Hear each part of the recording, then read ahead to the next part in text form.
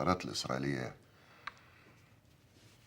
ضربت مدرسة أطفال في محافظة الشرقية تبع مركز الحسنية، اسمها مدرسة بحر البقر.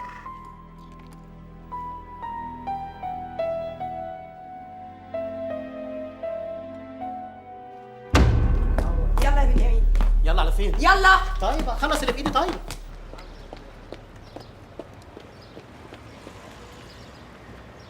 افهم بس يا ساميه، احنا رايحين على فين بس؟ اطلع على الشرقية، قرية اسمها بحر البقر. ايه بحر البقر دي؟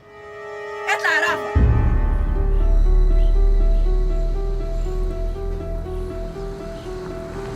أنه في 9 من صباح اليوم قامت الطائرات الإسرائيلية باختراق المجال الجوي المصري وقصفت إحدى المدارس الابتدائية المشتركة في قرية بحر البقر بمحافظة الشرقية شمال شرق القاهرة.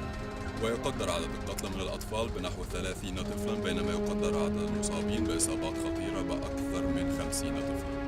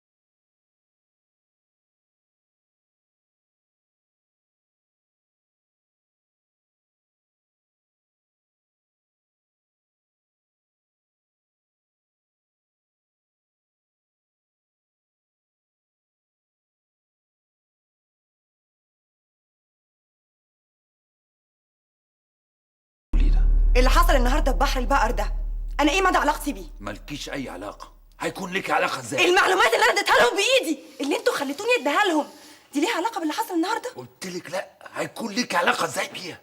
الاطفال اللي ماتت النهارده دول ذنبهم ايه؟ دي رساله واضحه زي الشمس. عايزيننا نوقف حرب الاستنزاف. يقوموا هادين مدارسنا. ايوه. ومموتين عيالنا. ايوه. والحل؟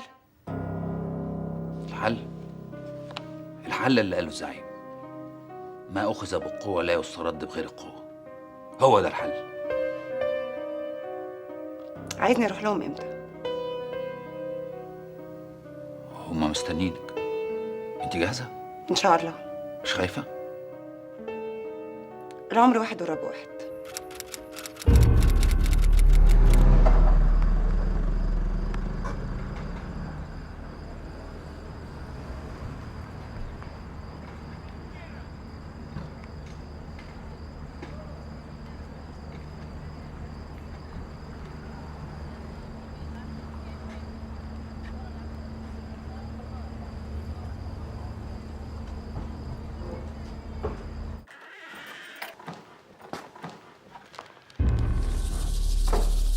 وحشني يا نبيل. أبو سليم، رجعت امتى من اسرائيل؟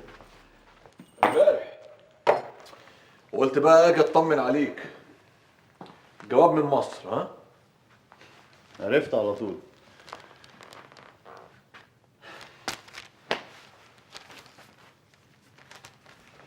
واقف ليه؟ ما تيجي تقعد. لا لا لا، هنا جنبي.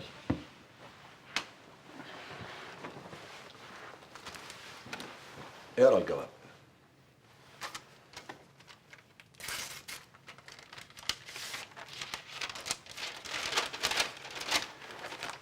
زوجي العزيز وحشني جدا. تعمل ايه؟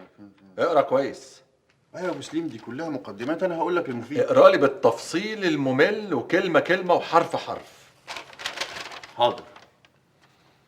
زوجي العزيز نبيل، وحشني جدا جدا. أخيرا تمكنت من تدبير ثمن السيارة، والمبلغ الذي دبرته كبير جدا، ومن ثم فلن أقبل بأقل من سيارة فاخرة على زيرو.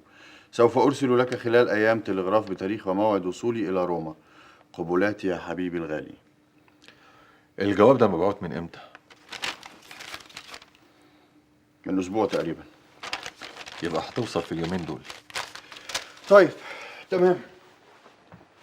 انت رايح فين؟ هوضب شنطتي اشمعنى يعني؟ عشان أجي معاك روما أقابلها في المطار زي المرة اللي فاتت. تبقى وحشتك. مش مراتي؟ لا، المرة دي انت هتبقى هنا، ولو احتاجتك هبعت لك. أمال مين اللي هيقابلها؟ ادريان هو اللي هيقابلها. أدريان هيقابلها لوحده؟ ليه؟ ايه؟ بتغير عليها؟ انت ناوي على ايه بالظبط مع سامية يا ابو سليم؟ لما جت المرة اللي فاتت مشيت من غير ما اعرف انتوا كنتوا عايزين منها ايه، ولما سألت عليك قالوا لي انك سافرت اسرائيل، ولما رحت لإيزاك عشان افهم منه عاملني وحش قوي. ده انت حتى النهارده لما دخلت عليا ما حاولتش تسأل عن شغلي، كل اللي همك انك تسأل عن سامية واخبارها وبس. ممكن افهم انتوا عايزين منها ايه بالظبط؟ شفنا انها تستاهل تشتغل معانا. سامية صعب قوي قوي انها تشتغل معاكم. لسه ما اتخلقش اللي يرفض يشتغل مع العمة. انت فاهم؟ ما اتخلقش. يبقى افهم من كده بقى ان انتوا نويتوا تستغنوا عني. مين اللي قال لك الكلام ده؟ ما هي الحكايه واضحه زي الشمس. لولا ان انتوا كنتوا عاوزين توصلوا لسامية ما كنتوش عرفتوني ولا عبرتوني من اصله. ايه كلام العيال اللي انت بتقوله ده؟ انت اهم سبوتر بالنسبه لنا اتزرع في اوروبا من سنين، وانت اللي مجند نص الشبكه اللي شغاله معانا في مصر وفي سوريا. وثانيا انت اللي جبت لنا سامية فهمي، يبقى يلزم الكلام السخيف اللي انت بتقوله ده. يلا بقى قوم حضر لنا لقمه ناكلها، انا جعان ما اكلتش حاجه من الصبح. يلا بقى امال.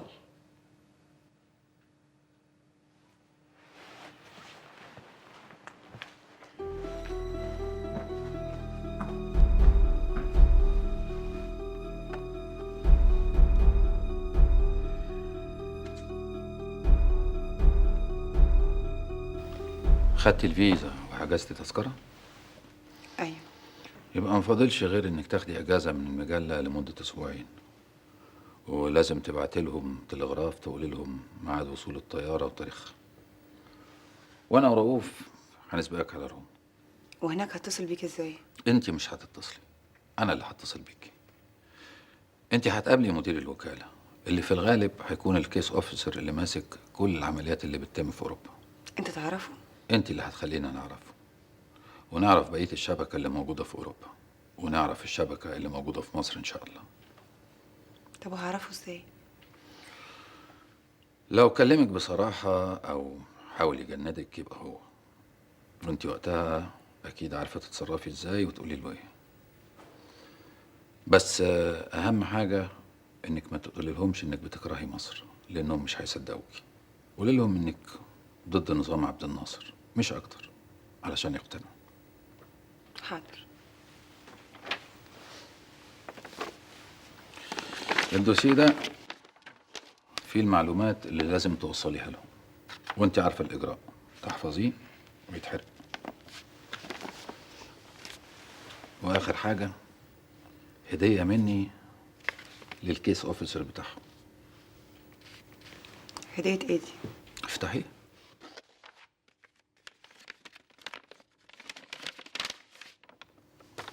ايه ده؟ صباع روج؟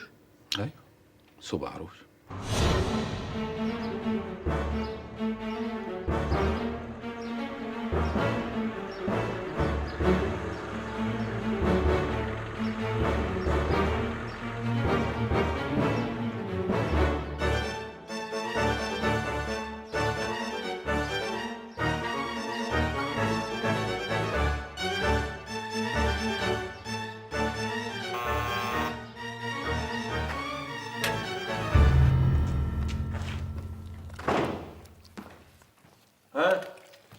ايه الاخبار؟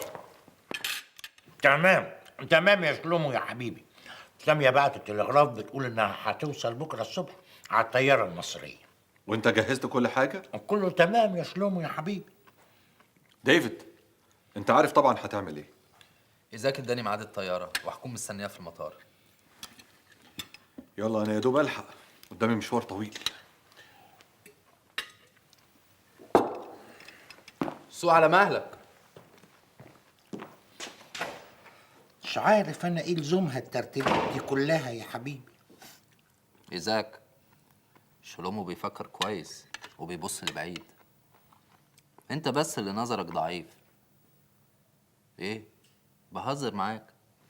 ما تبقاش كومبلكس كده. طب في صحتك.